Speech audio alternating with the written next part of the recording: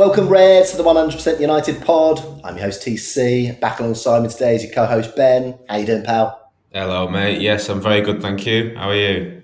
Yeah, very good. Been a positive few days for us, hasn't it? It really has, mate. It really has. I feel refreshed. I'm ready for a new beginning. Me too, pal. Me too. And on today's game, we will go back over that Arsenal game where United pinched the win 3-2. And of course, Ben was lucky enough to be inside the stadium. So we'll get all the goings on around Old Trafford, inside Old Trafford, have a look at what happened in the game. Of course, after the game, Michael Carrick stood down from the club in all capacities. So he will leave the club with immediate effect. Won't work under the new manager, Rangnick, who was unveiled to the press yesterday. And, well, by all accounts, I think did a fantastic job of welcoming himself to the club and in introducing the fans properly to him as well. So we've got plenty to get stuck into. Ben, first of all, you were at Old Trafford to see that victory against Arsenal. A bit like the old days, Arsenal getting stuck in, cheating like mad, but us still getting the win in the end. Yeah, same old Arsenal. No, it was nice to be back at Old Trafford, back to be watching the game there. Like we've spoken about many times on pods before about that old school Arsenal rivalry. Yeah, that was very much me growing up as a United fan. That was sort of the pinnacle for me. Was the Wenger Fergie eras, them great teams and just the great games, and just to go to it Thursday night, bit of a different atmosphere, but a nice one under the lights. It was a cold night in Manchester, but it was nice to go and watch the football. It was a good atmosphere, and it felt like a bit of an era of sort of anticipation, ready for what's to come next from everyone in the ground and outside the stadium as well, which was a nice change from the last game I went to at Old Trafford, which was Everton at home, which was a slightly different atmosphere. Come away from that one. well, yeah, that's exactly what I was going to ask you, actually. What were the main differences? I mean, in terms of, you're just talking, because for people who have been to Old Trafford, you will know that there's moans and groans that go on around you, right? When things are not going well, and there'll be comments, and it happens in almost all areas of the ground. So, you go to the pub after and it's the same experience going on. So the cross-section normally speaks for the fans, but of course we don't sing that to the pitch. We don't let the world know about our indifference to what's going on. So, yeah, can you put your finger on exactly what was different compared to, obviously, a game near the end of Ollie's reign, and now, as you say, a new dawn begins? Yeah, I think it was just the general feeling around it, the atmosphere, because I think going to the game, we got the tram and got off at Trafford Bar around the corner and walked and met my mate along the way, and you walk past the pubs, the Tollgate pub, and you can hear the Robin van Persie chants as soon as I stepped off the tram was the first one that I heard, because that Arsenal fixture's one that we know there's plenty of history there, there's plenty of chants around it, Vieira's going off as well, and the whole feeling around it. I must admit, in the days sort of leading up to the game last week, sort of expected it to be Ralph's first game. Didn't turn out like that. Turned out to be Carrick's last game, but yes, due to those dodgy work permit people dragging it on. But so a slightly different vibe going into it from what I thought beforehand. But yeah, it was good. It was a bit of anticipation. Obviously, we knew that Ralph was there as well. We knew that there's some sort of something to prove, something to go off after Sunday as well. I think that was the main thing after that Chelsea game, and going into it, we weren't going thinking we're on easy a bit. We were going in a bit of a confident mood leading up to Old Trafford, but also one that we can't mess about. We needed to win it as well. So it was that bit that you like before a game at Old Trafford. When you get into the stadium, it's under the lights. There's a bit of nervousness, there's excitement, and not really sure what to expect from the kickoff. So yeah, it was a bit of a mixture of everything, but a perfect Thursday night really at Old Trafford, I would say. Yes, yeah, and you're right. I think in terms of Carrick's reign, and you have to tip your hat to him, because he had a job to do and he has done it pretty much as well as he could have under the circumstances. But you don't want to let it go on too long, do you? We were getting into the territory where if you had another 2 or 3 games, you lose that bounce, that feeling in the squad, the positivity after the previous manager goes. So I think we've timed it right by hook or by crook, whether we did it on purpose or whether we've been led by, as you say, the work permit people and Moscow and whoever else and of course our own lack of efficiency in leaving it until after the international break, and we missed the boat on that. But you're spot on, Ben. All that matters, we picked up the 3 points, because that gap to the top is a very big gap, and it's right on the brink of becoming an impossible, in inverted commas. Of course, nothing is impossible if it's mathematically possible, but it's on the brink of going too far, that gap to the top. And I'm still dreaming, of course. I will always dream. Of course, that gap should be smaller, but we had to win this match. We had to get those 3 points just to keep the positivity, and also for Rangnick to come in and understand that the players can do the job. And we'll go through the team and whatnot. And just obviously before the match, we had I've been getting quite a few messages, because I did say to Scott that we should just knock the Ollie era on the head for a little while. Let's not go crazy with too many songs. Of course, we'll always sing about Ollie, but just for a few weeks to kind of just brush away the cobwebs of what happened and start afresh. But we went for a massive blooming banner, didn't we, across the Stretford end? Yeah, we did, and when it got unveiled, it must have been before that. There was a lot of Ollie chants as well, going into it. But I don't know. It just being there in the ground. It felt a bit different. It felt like, because we've got the man in now. I know it's easy to say this after we've won the game, but we've got Ralph in now. We can see the sort of new era shaping up. It did feel as a nice way to remember. I mean, there's very few clubs, isn't there, out there that would do that sort of thing, where your manager's literally just been sacked the week before for poor performances and the poor record we've been on, but then we're chanting his name the game after. You know what? And I love the United fans. I mean, I'm one of them, right? So I've got to. But I know people have been saying that, but I sometimes think, it's all a bit of a cliche when people will say that, because if you think of, say, for instance, I'm pretty sure after Lampard went from Chelsea, I'm pretty sure they would have been singing his name, right, in the match after. I'm sure they were. If it's your club legend, then you don't just dump him, do you? You still love him. He's still, and I'm sure it would be the same, with, say, Gerrard at Liverpool, or Dalglish probably as well. So I think yeah. I think our love for Ollie does run very, very deep. I don't think that's necessarily unique. Maybe the banner is. And look, I was getting loads of messages saying, you must be fuming about that. I'm not fuming at all. It was no problems. Look, I understand different people see things in different ways. The way I see it is that we should just knock it on the head, just temporarily. We're always going to sing about Ollie for next 100 years. And so we should.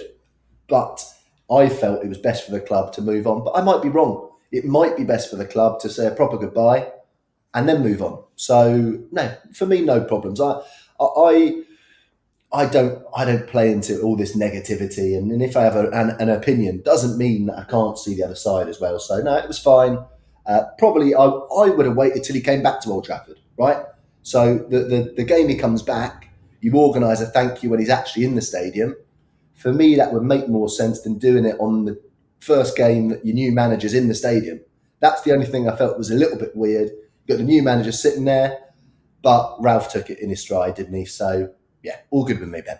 Yeah, and I think, look, I was one of the ones that was a bit dubious when Ollie left. The fact that Carrick was staying to take over these few games and everything that we spoke about when that was happening. But I think what you see now, it's a little bit clearer, because I think it'll go hand in hand. Ralph comes in now. Obviously, we now know that Carrick leaves too, and it's a little bit of the old regime.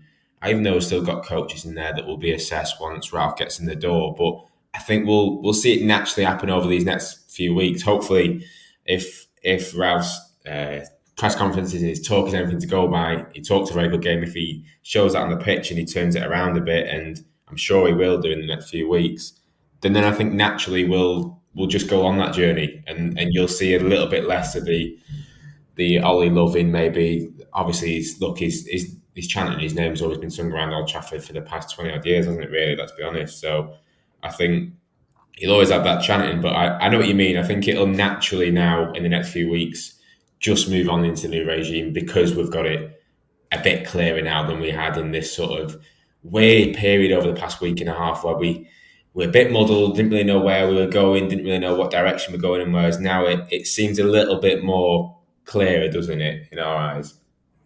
It definitely does. It definitely does. And we do have to understand as well sometimes that people are being asked questions and they have to answer in some way, even for legal reasons, right? You know, Michael Carrick said he hadn't talked to Rangnick at all. But Rangnick, obviously, in his press conference, said he had talked to Carrick, didn't he? So I think until the work permit's done, the club's official line is no, he hasn't done anything. He hasn't had any communications, which is the correct thing to do. And of course, Carrick couldn't say that I'm going to leave and I'm only doing this for the club. And, you know, I've got a loyalty to Ollie, blah, blah, blah, because at that time, the club needed him to do a job. So I've got massive respect for that. Also, massive respect for Ollie chatting to Rangnick as well. He chatted to him for a couple of hours, didn't he? And gave him an insight into what he thinks about the squad, which will be invaluable. So, in terms of what I'd like people to do, in terms of this being such a seamless transition because everybody actually does care about the club, you know, I have to tip my hat massively to that. So massive respect to Ollie, to Carrick for making it easy for the new manager and putting the club ahead of their egos. Yeah, absolutely, and to Carrick as well. Like we say, when the Ralph news officially finally got announced, and Carrick had the press conference before the Arsenal game, I did come away from it thinking I was a bit underwhelmed almost. It seemed at the time at what Carrick was saying about Rangnick. He wasn't overexcited. He wasn't. He was asked the question of how he feels to be working under the new man, if he's excited for the future. And he didn't really give anything of an answer on a personal level. But obviously now you see that that's because his mind was already made up that he was going to do his bit, take over for the 3 games, and then move on. And look, he leaves with, well, possibly the best United manager's record ever, which he can put on his own CV. But yeah, you've got to hand respect to Carrick because it's easy to forget as well. He's been with the club now since his playing career, and then he went straight into coaching afterwards, didn't he? And obviously, he's Yes. been under different managers, under Mourinho, under Oli as well. And I think for him to step out, I think he's made the right decision because I think, look, when Ralph spoke in his press conference of him and said that he wanted Carrick to stay on, and I'm sure in the press conference he's not going to come out and say anything other than that, but I get the impression that he's a very honest guy, Rangnick, and he said that, and he said he wanted to work with Carrick, but he couldn't change his mind. His mind was already made up, and you do have a lot of respect for Carrick for that because I think he's leaving on a high now. He's done his bit. He is part of that old regime under Oli that was failing this season.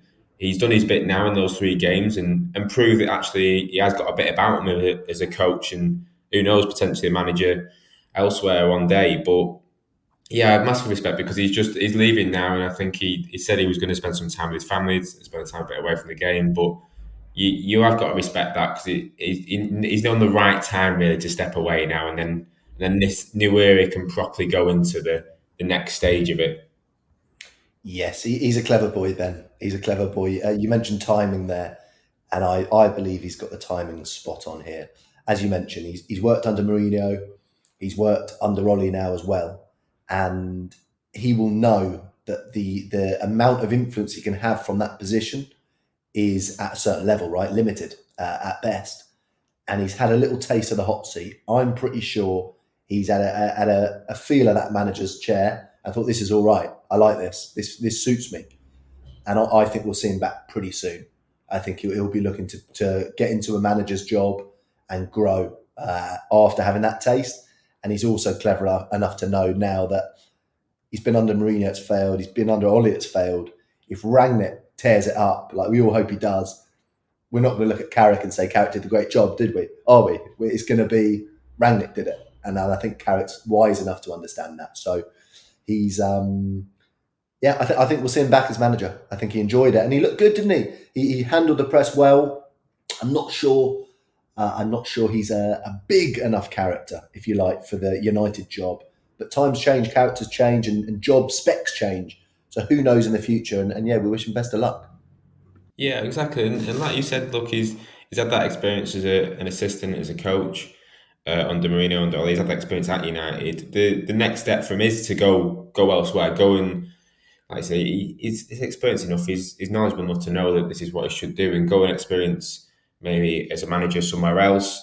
Obviously, a lower level of football, and just experienced his life out there away from United, because he's not known a lot away from the club really in the past sort of what 20 years really, because he's obviously his playing career, his Just joined managerial us, yeah. career, so he's not really known anything else other than the walls at Old Trafford. So yeah, it'll be beneficial to him as a coach and his progression. And look, in terms of a coach, he's very young, so he can go on and do whatever he likes really in the game from here.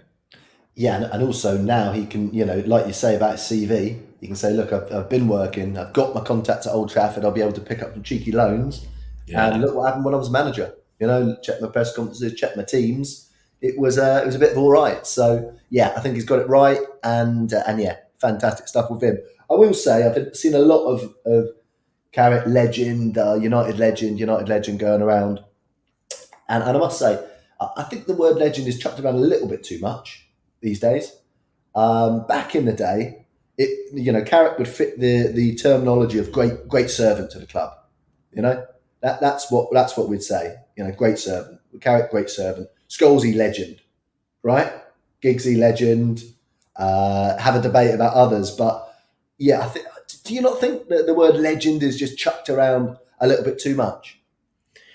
I know what you're saying. I think it's possibly just in the you've got to say sort of Twitter age, in it, the social media Yeah. age, that it's a sort of a term you'd use after your striker scored a winning goal at the weekend. You'd see clubs use it, so it's that sort of thing, isn't it? That maybe it does get thrown around a little bit too much. But I mean, when you Yeah. look at Carrick's career, I remember there was that period of time, wasn't there, that sort of post Roy Keane and the United side, when Carrick was sort of brought in that central midfield, and a lot was made that we didn't have a strong enough central midfield at that time in United under Ferguson, and then for Carrick himself to establish himself, to come through that, and obviously go on to be a fantastic player for the club. And look, his trophy cabinet speaks for itself, doesn't it? So yeah, I think you're right. I think, look, he'll always be a great player for this club, and one that we've always, as fans, we knew at the time we appreciated him because he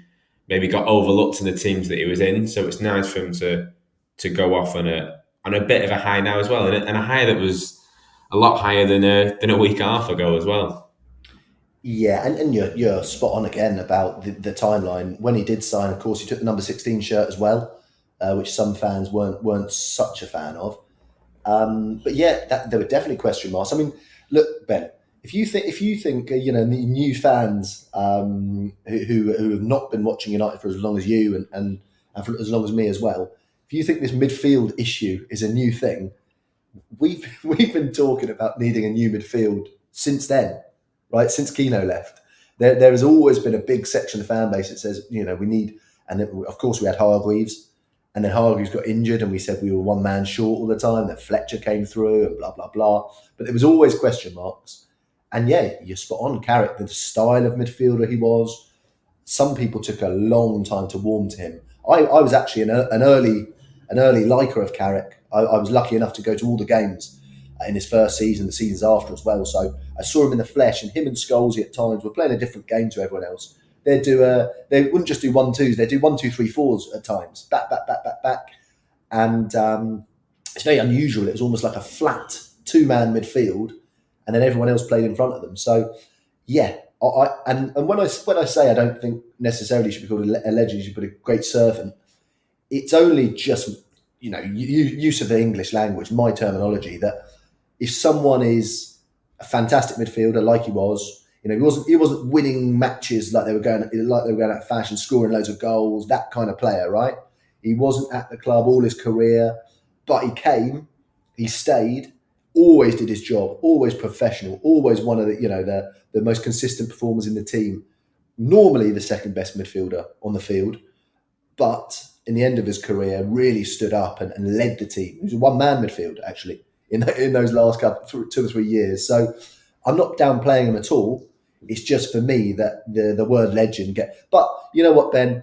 Again, it's just the English language. I mean, spotty teenagers call each other legends, don't they, these days? So I mean, if they're legends, then Carrick's obviously a blooming legend. But yeah, it's just the terminology. That's all. Yeah, no, I get what you mean, but like we said, and that period as well where he did sort of become a mainstay in the team, and there were question marks about central midfield.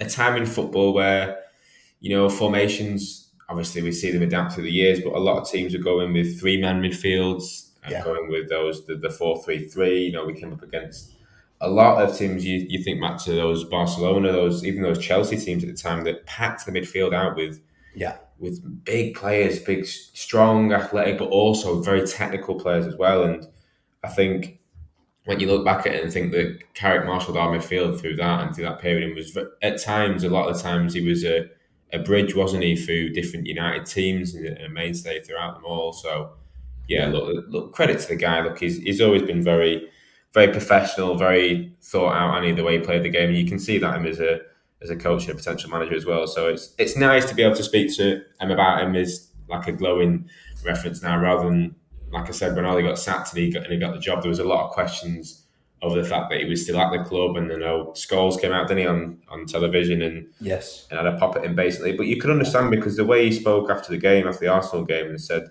"Look, like someone had to take the job for these three games. They couldn't get rid of the whole coaching staff and have no one. So he yes. very much did it as his duty to the club, didn't he? And did his time. And Yeah. then right, there you are. They're the keys, Ralph, and you take us on from there." Well, that's exactly why I didn't go in on that when we were doing the pod. We've been critical of a number of things in the last few weeks, and the visa and all the rest of it.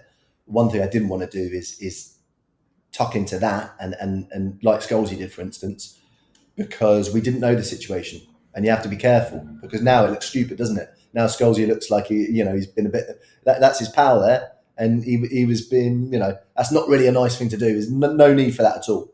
So yeah, he goes and you know what? When you're mentioning him as a midfielder, there he is the opposite of what we've got in that position now, isn't he?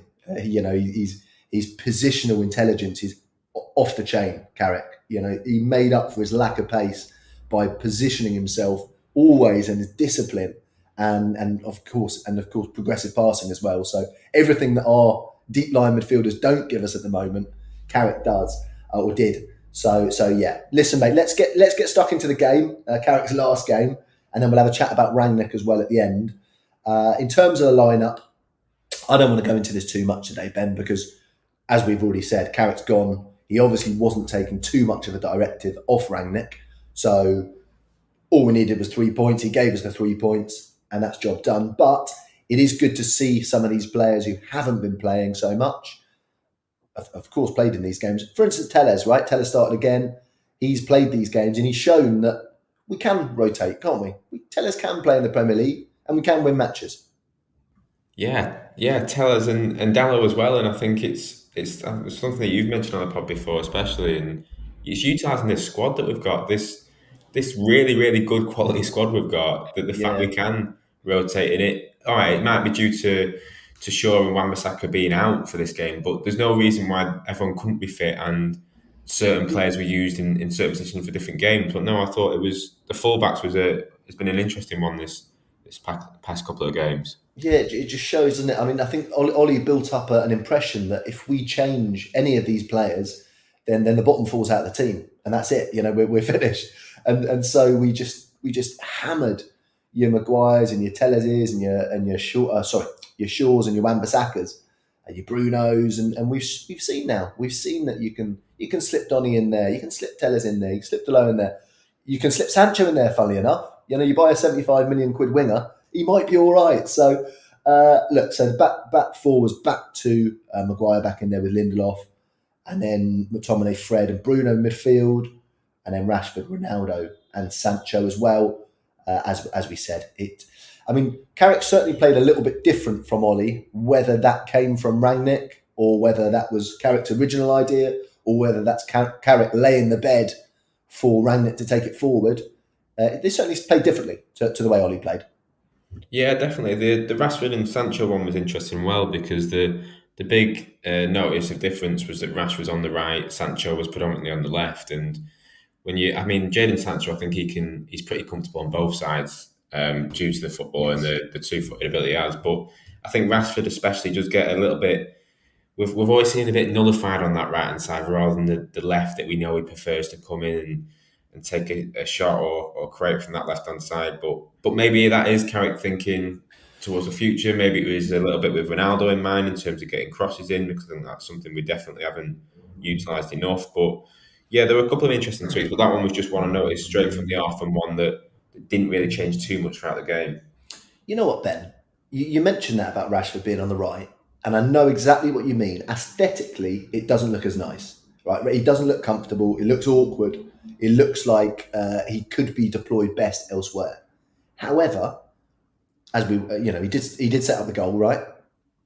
And when you think back, you think, yeah, he has had quite a few games out there, but he normally does something, right? He'll normally like score or set something up from out there, even though his overall play doesn't quite look as amazing. Whereas on the left, he looks like he's taking people on, but it comes to nothing in the end more often than not. So I'd love to look at the stats. I'm going totally from memory, which is always a risk. Yeah, I mean, I think a lot of these players at the minute, which is hopefully what Ralph comes in and brings, is they look like they could just do with a real good level of coaching. To be perfectly honest, Yes. not to disrespect Carrick or the previous regime too much, but just Yeah. that level of where they fit in the team, where they fit in the system. Because I look at Rashford, and you mentioned the same. I look at even like Sancho, and you think the same sort of level, even though he's upped his game past couple of games. I look at Fred, and I think Fred throughout that first half couldn't string a pass together, and is often the fall guy that you know from even being at United games, everyone around us, whenever he Yeah. makes a bad pass, it's almost 10 times worse than anyone else making a bad pass, because You're it's so right. he is the fall guy. But then second half he did really well. Look, he set up the goal, didn't he? Our first goal, and I think when we've seen glimpses in these couple of games that when he plays a bit further forward, when he is that hustler, that harrier, the one that's leading that press almost and going for the interceptions rather than playing in a deep role and trying to string passes together. We've actually seen there's a player in there. So I think that's going to be one interesting one, especially with the new regime under Ralph and the new system that we're expecting to come in. Yeah, I mean Scott was being quite harsh on Fred the other day, actually, and I said exactly what you just said, that in a deep line midfield role, that's not Fred's job. It's never going to work like very well back there. But hassling, harrying, making himself a nuisance, he does do a good job, and he is relentless. So, and look, I stay off Twitter, right? So I don't see the momentum build up on Twitter. I presume from what I hear from people, and people are quite convinced that Fred is the evil in the side. And there must be some. Is there? I mean, do you follow Twitter? I Yeah, presume Fred's a little bit of a punching bag. I think he is, and I think it's one of those things that, like I said, every time he makes a mistake, and look, there's a bit of truth in it because we've seen him have some very poor games for United, Oh, but and I haven't been quiet about it either. well, exactly. And look, I think when he has a bad game, fair enough, we pull him up for it and we point it out. And I think no player's above that. But he is one player in particular, and maybe it is scarred by previous performances and stuff. But that when he makes a mistake, it's 10 times worse. And also when he does something good, it's not celebrated as much, or it's almost seen as a little Yes. bit. Oh well, there we are. Thank God he's finally made an assist, or he's finally put a pass together. And I think there is a little bit around that around Fred. Whereas I've seen these past couple of games that there's a player in there in the right system. I'm not saying Yes. we should be playing every single game of the season with Fred in the middle of the park, but I definitely think there's a player in there that under a pressing system that he could fit in and given a very specific job. Look, when you heard Ollie and you heard Carrick speak about him, a lot is spoken in terms of his desire, his work rate is hot. And he's Yeah. obviously a likable player for a manager to have. Yeah. But Oh, it'd be nice to see now Ralph comes in the door, and when you hear him speak, it's not just about a player's personality; it's about the footballing ability, how they will work in a team. And I'm really interested to see Ralph's take on Fred and see where. Look, he might not even play him, so that might be his yeah. take. But I'm really interested to see how that one pans out, especially. Yeah, I mean, there's certainly at least a squad player in there, isn't there? Yeah, There's at least something we can use there, and yeah, you're right. I think the one thing that Rangnick's going to bring is a discipline, and I mean discipline in terms of tactical discipline, in terms of discipline in use of the ball, these kind of things. and it's just what players like Fred need and McTominay need. So it's whether they are willing learners. That's the key, isn't it? If you're a willing learner, you can change. We've seen it so many times before. We've seen players move positions. We've seen players just being reinvented under new managers. I mean, remember Jordan Henderson? Remember him? Remember him before Klopp came in? He was an absolute laughingstock, and now he's held up the European Cup and the Premier League as captain. So let's not talk about it too much, but it's possible, right? Under new manager, different story. Look, in terms of the match, when it started, Ben, what did it look like? I know you had a nice vantage point. You're up in the quadrant, weren't you? Yeah, up in the Right. northwest quadrant. Yes. It was a bit of a disappointing start to the game, I'll be honest. Arsenal had about 3 corners in the first, I think it was about 6-7 minutes, and Yeah. it was a little bit of a flat-footed start from us. Yeah. Bit better at defending corners at the moment, aren't we? Is that just a Yeah. bit of desire? I thought you were going to say fine margins then again. No. I'm leaving that behind. Yeah, maybe a little bit. I thought we just put ourselves under a little bit too much pressure and came out a bit flat-footed that first sort of 10-20 minutes, and then sort of gave Arsenal the impetus to then come on, because I was looking at the Arsenal team and thinking, it's not a scary Arsenal team. No, but they have been on an all right run. And like I say, we were running out of time with this new temporary manager bounce that we've had under Carrick. You can't go on too long, and we were entering the final hours of it if we had carried on, I think. So, but let's get to the first talking point, mate, because it's a big one. Of course, David de Gea has gone down in his goal. I think it was it Fred who stepped on him? Yeah, Of course it was. here we go. Fred, right, that's it. And he stayed down in his goal, and of course it's come back round. Ref hasn't blown, and Smith Rowe has fired it into, well, not an empty net, but a not a very well covered net. Ben, give us your thoughts on that one. Yeah, I mean, watching it live was very confusing to see what happened, because It must have been, mate. It must have been, because for anyone who's only ever watched football on TV, when you're at the ground, I mean, sometimes you can miss. You see the amount of stuff you do see at the ground is incredible when you think about it. yeah, But things like that, not having a replay, and back in the day when there was no phones, you literally would not know until you're in the car on the radio or you get home to watch the recording or whatnot. So yeah, it can be, can't it? It's very, very different inside the stadium. yeah, it was. And look, inside the stadium, it was the ball came out to Smith Rowe, and you were just following the ball, and then suddenly the shot, and you're thinking, where is De Gea gone? And then he's in a heap on the Having a floor. nap. Yeah, but I mean, watching it back, I think there's two things. I think the first thing, if De Gea is going down, I think he's got to make a big scene out of it. He's got to It was a pretty big almost, scene. Like well, looking into the blooming Stretford end and curling up in a ball. I mean, that's pretty big, mate. Come on. no, but what I mean is he's got to let the ref know. He's got to make it aware that he's going down, or because I felt like watching it back, he curls up and he just sort of goes down and expects the whistle to be blown. And the reason the goal was given was because the ref blows after it goes in, right? So VAR ruled it was a goal. If the whistle gets blown before it goes in, I don't think they can award the goal. So But they can't. The whistle's gone. exactly. Ball.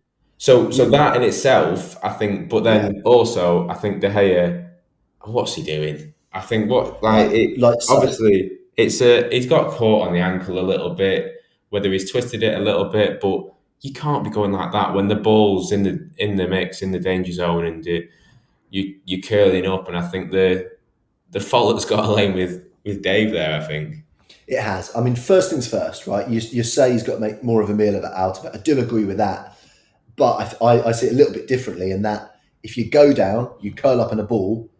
After they fight, you've got to stay down for 5 minutes after the ball's gone in, right?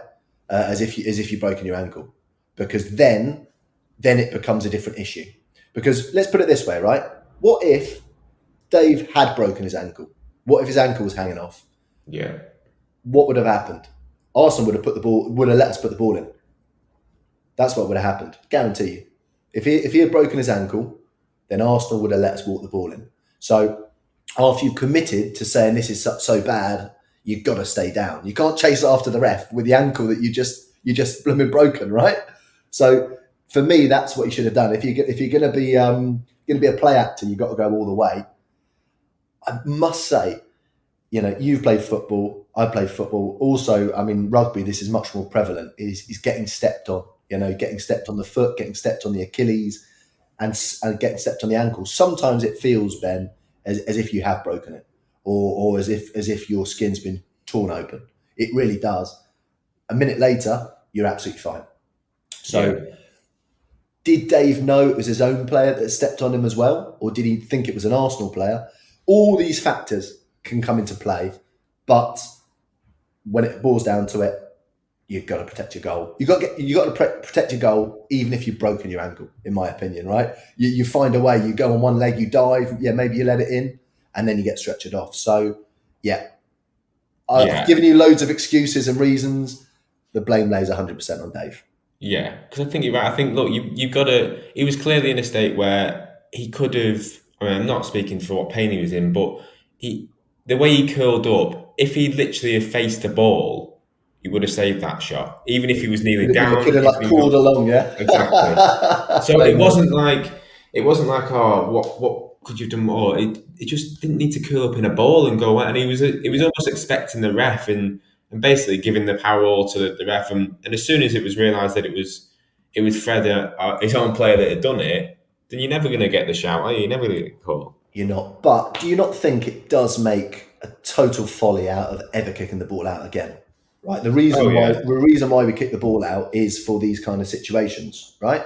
Yeah. So if someone scored a goal against you because they didn't kick the ball out, then what are we ever going to gain back that is more than a goal, right? Yeah. The other thing, Ben, that I haven't heard mentioned but is actually true is if you check the FA rules about this situation, then it's very clear that if a player goes down but the referee suspects that he is not as injured as he might be, right? That's the wording. Then play continues until the ball goes out, right? There is one exception to this rule, and this is written, unless that injury is to a goalkeeper. Okay. So technically, the play under the rules should have been stopped, which makes it a much more complicated thing when you think about the VAR. The ref has made a clear and obvious error. Under the rules, the game should have been stopped because the goalkeeper's down injured. So, but I wouldn't have disallowed it, but I'd also never kick the ball out ever again. Oh, no. The ref can deal with it. If the ref sees that someone's got a broken leg or a smashed head, he can stop it. As a player, my job's to win. My job's to score. You can stop me. It's like, any other situation, you play to the whistle. I think we should just go back to that. Yeah, absolutely. I mean, I've got no problem with Arsenal really or Smith Rowe, because if you're in the same sort of position, you'd have done exactly the same. You put the ball in and then you let the ref make the decision, because absolutely, from that point of view, you'd rather look. That's the goal. If you want to disallow it, disallow it. And honestly, Ben, when you see David de Gea chasing after the ref as an Arsenal player, I'm saying I'm totally happy with this. I have no problem that I just booted the ball in the net. Look, he's the play actor. He's the cheat, not me. So that's what I'd say from the other point of view. Although, of course, in this situation, I think Smith Rowe's a dirty little cheat. But look, mate, let's get through, because it didn't matter in the end. If it had, then it would have been a big old thing, wouldn't it? Yeah. Of course, Bruno was the man to step up. It's been a hell of a long time, hasn't it, Ben? Since Bruno Fernandes scored for Manchester United. Wow. Yeah, it has, hasn't it, really? And a long time since he's had a real influence, a scruff of the net game moment, isn't it? Where he just sort of takes it. We saw that obviously in his early career. He was doing that every game for us, pulling us up and dragging us through matches. But I thought that was what this goal seemed to be. It was a nice little move, but it seemed to be that, right, we've not played particularly well up to now, but we've got the goal, we're back in it now, and now it's time to wake up. And it was a message for the whole team, really. Yeah, Fred with the assist as well. Exactly. Fred with it. It was. I'd say what you could claim he had the assist for the Arsenal goal as well. So he had a big game in terms of involvement. He did, didn't he? Influence all over the park. And look, of course, crucial on the 44 to go in at halftime 1-1. As always, I'll point you towards our friends over at vintageunitedshirts.com. use our promo code United100 for a 10% discount across the store. If you're a new listener and you're not familiar with Vintage United, basically they stock old Manchester United shirts. So from the 90s, 2000s, some in the last few years as well, special ones. They're all original shirts, names and numbers. There's a massive selection on there, all kinds of sizes, but they are all originals. So jump on there, check it out. Use that promo code United100, 10% discount. You're cutting it fine for Christmas now, but if you put your skates on, you will have it in the next few weeks, depending on where you are in the world. I know we have listeners from far and wide, but yeah, so get over there, vintageunitedshirts.com. If you'd like to become a member of the podcast, get over to patreon.com/United100. Check out the different tiers on there. And of course, we appreciate the support from the current patrons massively. And you get onto the Discord there, and we've got different perks that go with being a member as well. So get over there. And yeah, Ben, so over to the second half. What was the feeling like in Old Trafford then? So we've equalised. You, of course, got your half-time break. What was the feeling in the ground? Did you feel we were going to go on win? I must admit, before the match, I was convinced we'd win somehow. In the match, I felt the same. Yeah, I think it was the same sort of feeling. First half was a bit of frustration in terms of the decision, in terms of everything going on. But then getting that goal just before half-time, it's one of the most important times to score a goal. Well, there's obviously a lot of important times, but that before the half, just the feeling that it gives you that we went into half time, and it was that anticipation that it was right. We've got through it. It's 1-1. We've clearly not played our best football. We've got a few gears to go up, and now's the time to go up him. And yeah, the feeling going into the second half was definitely that the game was there for the taking almost. Yes, and of course it was that man Ronaldo who bagged the goal from Rashford out there on the right. A cool finish from Ronaldo. And yeah, what was it like inside the stadium? Were you suing for that one? Because I saw a video of you giving it a bit of a sue. Oh, absolutely, mate. First time I've seen it in the stadium in person as well. So yeah, I was giving it big time. All right, was it? Oh, mate, a bit of all right. It was fantastic seeing him reel away and the whole stadium doing it. I was all over it, mate. Scott's been tearing into me for my puns, off air and on air. Yeah. It was. I'm not disrespecting too much, but it was slightly better seeing it in the stadium than hearing it on the pod with you and your. The original's always the best. Cheap imitations do nothing for me, so I would agree with that definitely. But of course, we got pegged back pretty soon. What was the stadium like then, Ben? Yeah, I mean it was a bit of a chaotic game from then on in because it was after that Ronaldo goal you sort of felt right there we are, a bit of control now and then, and all of a sudden we give it away again, and it seems to be in a moment the ball's now back in the net. A bit of obviously a lot of space for Odegaard in that position that we've talked about plenty of times this season, with midfielders getting space inside and around our box. But yeah, it was a bit of a strange one because obviously the ball went in and you're thinking, hang on a minute, how is that happening? Where's it come from? Yeah. But I think that was the nature of the game, wasn't it? Yeah, I mean, that's one of the things I think us United fans loved about Rangnick's answers in the press conference was him talking about getting control back of football matches. And of course, we all love those games where it goes bonkers, right? We all know what will happen when you've got attacking players and you play in a certain way. It will happen once in a while, but it's got to be once in a while. You can't be entering these games and it just being mayhem all the time because it lowers the probability of the better team winning. And we're normally the better team. So it makes much more sense to control games and to impose ourselves on games rather than it be, as you say, amazing football to watch. And Rangnick enjoyed it too, he said. But in terms of us being successful and the manager being successful going forward, we need less, not more of that, don't we, going forward? Yeah, and Rangnick he summed it up perfectly when he said that great game, but perhaps not the best game for a coach because we don't want to have that less amount of control, like you said. And him saying it could have been 4-2, it could have been 3-3, it could have been any score in the end. And I think that it was really refreshing to hear that, wasn't it? Because as a fan, you come away from the game thinking, "Oh, fantastic, we've got the win." It was a bit of a chaotic game, but we'll come out there. But you're right. There's been a lot of chaotic games this season. Even when we've won, they've been chaotic. So Yeah. I think a little bit of control going into the rest of the season might be a good thing. Yes, I would agree with that, and of course we had the character to win the match. Fred, the man who won the penalty, and we've been wondering, haven't we, Ben? We've won for a long, long time now, match after match after match. Who's going to take the penalties? Deep down, we knew who was going to take the penalties, didn't we?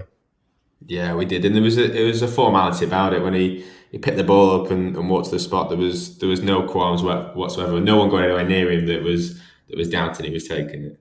Listen, mate, when he did his celebration, I did think that is a bit of a big jump, and the way he landed. Apparently, he's picked up a bit of a knock for that. Are you joking? Yes. Well, Yeah, that's he why has. that must have been why he came off, and as he came off towards the end of the game, he sort of just stood on the sidelines, didn't he? Saw him just watch the game for a couple of minutes before he went down the tunnel, and that was Yes, yes, and funnily obviously. enough, people forget, right? He actually, people talk about the Ronaldo who used to be the dazzling dribbler, and then he changed his game quite a lot. And actually, if you look at the timeline of when he did change his game, it does coincide with him going to that World Cup number of years ago when he had that knee injury, and I think he said he'd play for Portugal with one leg, and I think he's felt the effect of that, or had to change his game because of that. But Ronaldo's a consummate pro. He's never going to say, "I'm carrying a knee injury," because he's telling everyone else he's got a knock, right? He's going to tell everyone else he's got a weakness. So he would never say it. So I hope that is all right, because yeah, it was a big old jump and he landed. And as he landed, I thought, has he ever thought about that with his knee? And then I saw the news come through yesterday. I thought, blooming hell, I can't believe it.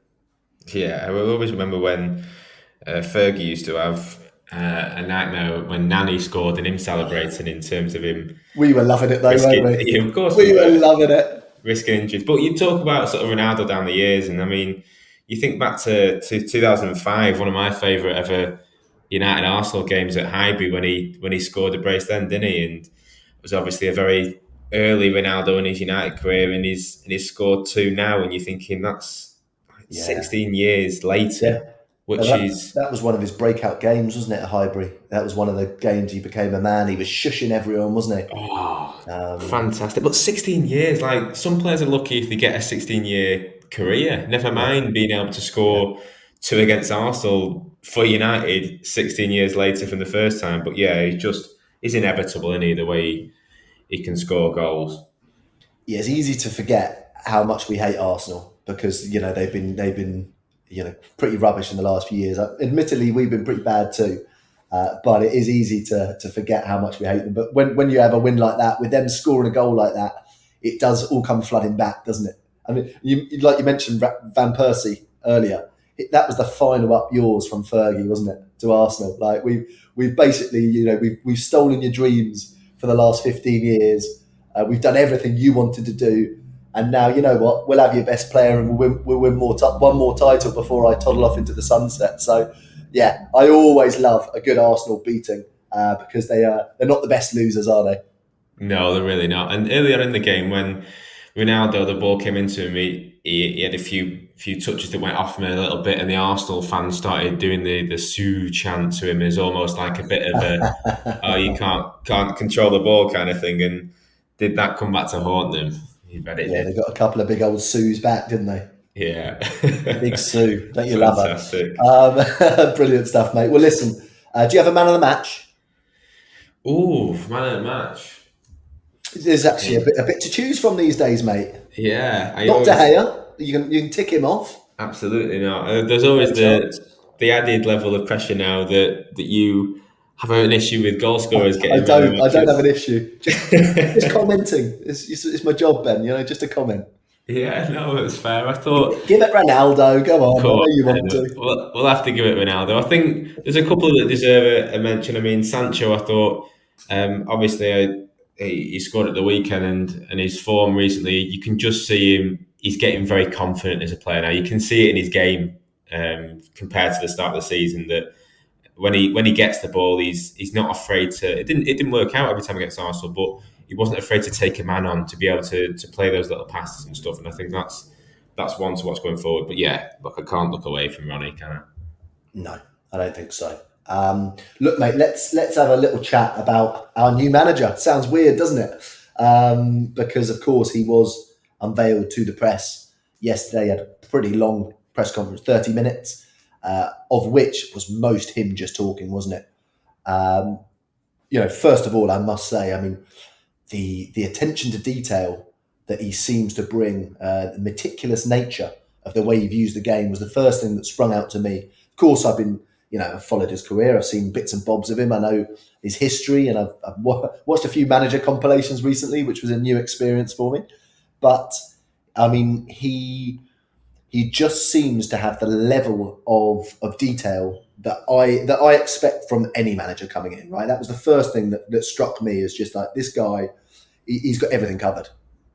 Yeah, I was absolutely fascinated by the press conference. Just hearing him speak about football, it was a treat almost just to be able to gain that insight. Look, this is someone that's coming in that is a master of their own craft. Do you know what I mean? That's what you want as a manager. You want them to know the intricacies. You want them to be an expert in terms of what they want to bring. And yeah, hearing him talk about football was fantastic because I think, because off the back of Ollie's reign, and a lot of it was built off sort of our passion, our feeling towards Ollie, and a lot of it was about the United DNA, about how we want to play. But just to see a manager come in and who doesn't have any connection with the club, but he spoke very highly of the club. Obviously, the things he said there at the press conference and talking about the traditions of the club, the fact that he was born in the same year as the Munich air disaster. I thought that was quite Yes. nice to pay tribute to that. And he covered all bases really, and he said he was very honest as well. Because the thing that made me laugh as well, the fact that he said, "Yes, I was googling the great United players of all time the other week, and you could make 4 or 5 teams of them from the past 50 years or whatever he said." And it was just a very honest nature to him, but knowing that he could hold a room, he could command a room, he's got the confidence to speak with such honesty, but also he's got the intelligence of the game. And it's going to be a fascinating thing to be able to hear him talk about our football club. You're right. He controlled that press conference, didn't he? I like the way people were asking double questions. He'd answer the first and then say right to the second question. He was on the ball. He was controlling the feel of the press conference, like you say. And yeah, there's a bit of humour in there. I did notice that when they said this is the final question, and when they said that's the end of the press conference, there was a little smile came to his face. So although he gave a very good press conference, I'm sure he must have been a little bit nervous because he has been, of course, he's been a coach for many, many years. He's a lot older than he looks. I don't know what skincare regime he uses, but it's top notch. But yeah, but he'd never had a press conference like that. Manchester United unveiling, in Old Trafford in front of, or Carrington or whatever it was, in front of the world's media. So he will have felt a few nerves, which I think is even better because of the way he came across. And you know what, Ben? Sometimes, you're inside something, so you can't see the truth. And we're all inside United, and Ollie's inside United. We're all part of it. So we're looking far and wide for the solution. And he said something that we've touched on recently, and he mentioned the Manchester United DNA. He had a very simple summary of it, and it is to win as much as possible. I Yeah, mean, in a nutshell, you're spot on, Ralph. That's what we want. We want to win as much as possible. That is the United DNA when it all boils down to it. And, of and of course it course, he is. said to play attractive. He wants to play attractive football and all the things that come with it. But that's top. That's top of the bill. Yeah, that is what we want as fans. Isn't it? Look, we want to go and watch a team that is entertaining, that is playing good football. But I think that as your manager, you want them. That's their job to sort out on the training pitch. They get that in house. That doesn't come. Look, as fans, will have our opinions on what we see and what we can see the manager trying to do and what we see on the pitch. But the actual intricacies of it, that is down to the manager and to him to implement that in the team and get that message across. And you're right, when a lot's been made of United DNA, and I even saw Patrice Evra saying, clicked on it on Amazon Prime and sort of questioning Rangnick coming in and whether he's got the United DNA. And I think a lot of this comes to it, and you're thinking, yeah, when it comes down to it, we just want to be back there winning things, winning games, winning titles, winning trophies. That when it comes down to it, that is what the make of our football club is, and Of course. and And we're and, it, not going and to it's get that. changed, hasn't it? It's changed so many times throughout the years. I mean, when United first played football, that it would have been all British players, wouldn't it? So Yeah, that's what happened. And then suddenly, a few foreigners would play. You'd have your Olsons and whatnot filtering through. And then in the 90s, there was a big influx of foreign players, of course, inspired by the success of Eric. And that changed. Just even the dynamic of the culture of the club would change throughout the years. The influence of coaches from abroad. I mean, don't forget. I think Rangnick? It would be our fourth manager from outside Britain, right? And that's four of the last five, I think. So before then, we never even had a manager from outside of Britain. So yeah, I mean, there's always an element of respecting your history, but there's also got to be a respect for the present and the future as well, and that things change. And Fergie always changed. I know I bang on about it all the time, but he did. He moved with the times, and Rangnick is, yeah, like we say, he is a tactical innovator. But when he speaks, he doesn't seem fixed, does he? He doesn't seem fixed on. He seems like he's intelligent enough to know that if you've got a Ronaldo, for instance, you make it work somehow. You might not play your perfect formation, your perfect tactics, but with Ronaldo in there, they're perfect in a different way. Yeah, and I love the fact that he said because the question was sort of how do you fit Ronaldo into this team? How do the players work to you? And he sort of just said, well, we've both got to adapt. Look, I'll have to adapt my way of playing. They'll have to adapt theirs, and it was that, and it was that he's not coming with this master plan that you have to do this, and this is what has worked before at Leipzig, and this is how we're going to play. It's going to be slightly different from that. He's going to be putting his own ideas in, but he'll use the players in different ways. And I just thought you heard him speak about his influence in the as well, and he spoke about Arrigo Sacchi, didn't he, in the late 80s at AC Milan, and learning off him playing four at the back and playing attractive football. Exactly, yeah. But then also this week, I heard Sean Dyche in his Burnley press conference saying that he'd had conversations with Rangnick a couple of years ago and had a nice chat about football. So you see him as he's very much a football man, that his scope of football, his intelligent football, knowing different styles and taking inspiration from different places. Look, I think he's just a very knowledgeable guy, and he's that level of control that we keep coming back to. You can just see it in every time that he answers a question. Everything's got a thought process through it.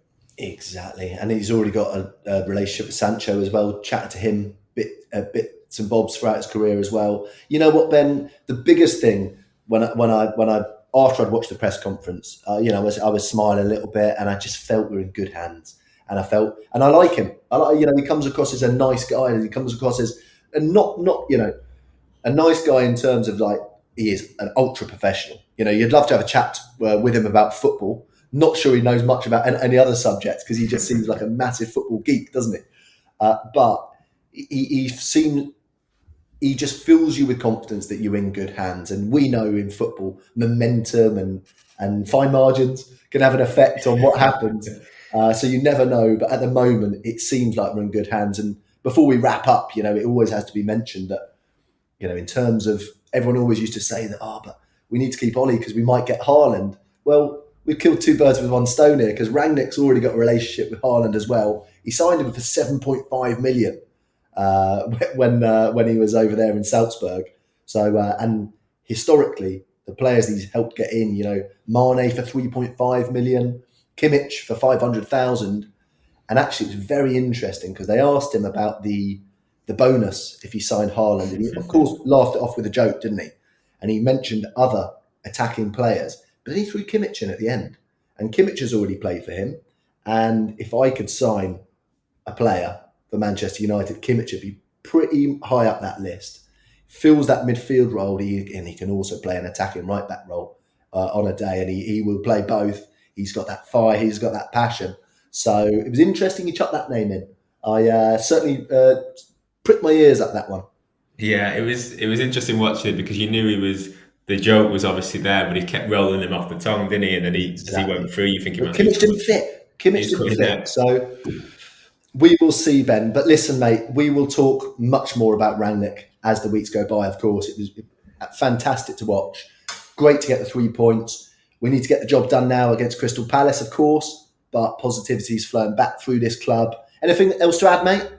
No, I'm just excited. I'm excited for the future. Obviously, we're for the wins to roll in, but just excited that he's at the helm. That that whatever the game, he's going to have a very intelligent and honest opinion of it, and he'll be able to relay that to the fans in his interviews and stuff. And I think you said we're in safe hands, and I'm just buzzing about the future now, ready to see what happens. Me too. And I hope everyone else is too. And thanks for listening again, everyone, as usual. And make sure you subscribe to the podcast and just hit that follow button, whether it's Spotify, whether it's Apple Podcasts. Leave a review over on Apple if you use that platform. Hit 5 stars. We've had some really nice reviews in the last couple of weeks as well. So much appreciated. You didn't fall for Scott's 1-star banter. So thanks for them. They're great. Follow our socials at United 100 Podcast on Instagram. Remember, I'll always update you as to scheduling issues or changes on Instagram stories. Twitter at United 100 Pod. Use your promo code United100 over at vintageunitedshirts.com for your 10% discount. And if you want to become a member, patreon.com/United100 and check out the different tiers on there. We'll be back actually on Monday after the Palace game, because of course this is a day after, so we'll just stagger it a little bit, and we'll get you that post-matcher on Monday for the Palace game. And until then, Ben, thanks for joining me again. Nice one, mate. Speak soon. Take care. Cheerio, Reds.